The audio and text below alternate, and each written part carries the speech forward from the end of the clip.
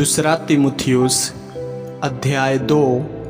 मसीह यीशु का स्वामी भक्त सैनिक।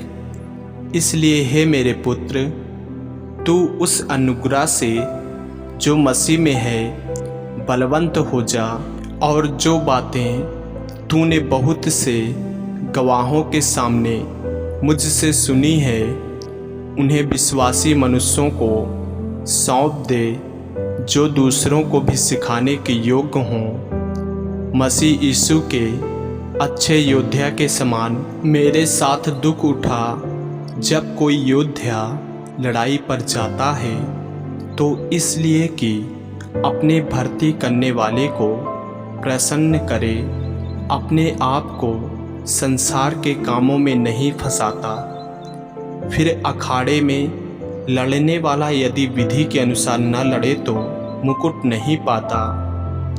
जो किसान परिश्रम करता है फल का अंश पहले उसे मिलना चाहिए।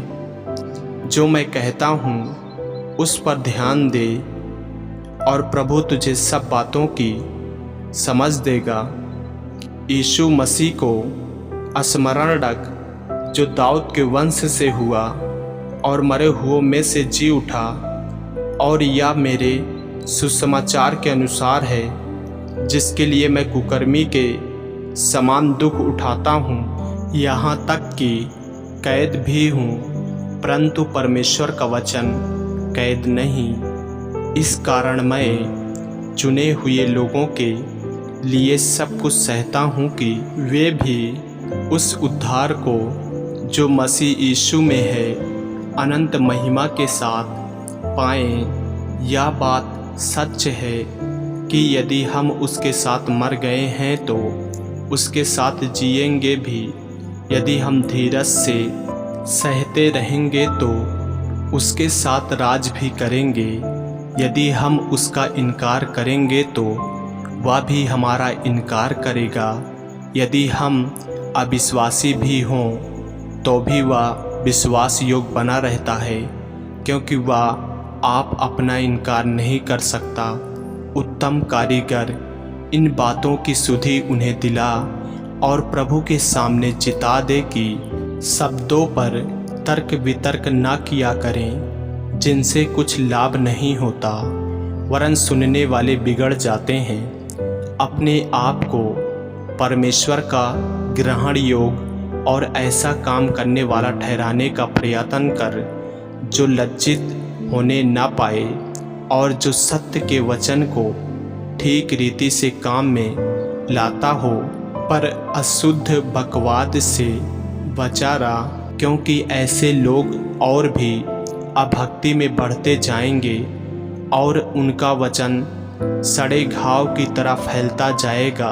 हुमिनायुस और फिलेतुस उन्हीं में से हैं, जो यह कहकर कि पुनरुत्थान हो चुका है सत्य से भटक गए हैं, और कितनों के विश्वास को उलट पुलट कर देते हैं, तो भी परमेश्वर की पक्की नींव बनी रहती है और उस पर यह छाप लगी है, प्रभु अपने को पहचानता है, और जो कोई प्रभु का नाम लेता है वह अधर्म से बचा रहे।